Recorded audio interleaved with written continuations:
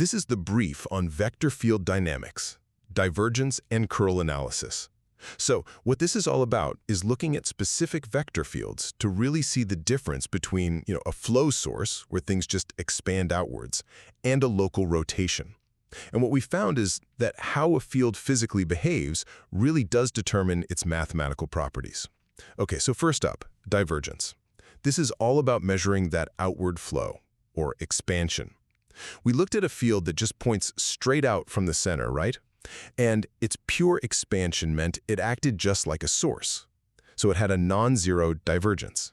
But, and this is the key part, its curl was zero. Absolutely no spin. Second, there's curl, which you can think of as the measure of rotation, or what's called vorticity. When we looked at fields that were just spinning in circles, we saw these really strong patterns of local spin. This gave them a non-zero curl, for sure. But here's the flip side. Their divergence was zero, so it's all pure rotation. No sources, no sinks. So how do we really prove this connection?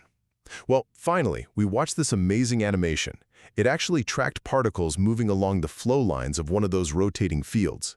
And you could literally see that a non-zero curl value meant the fluid was constantly rotating right there, on the spot. It's the perfect link between the math and what's physically happening. So once you get a feel for these two operators, you can look at a vector field and instantly know if it's expanding out or just spinning in place.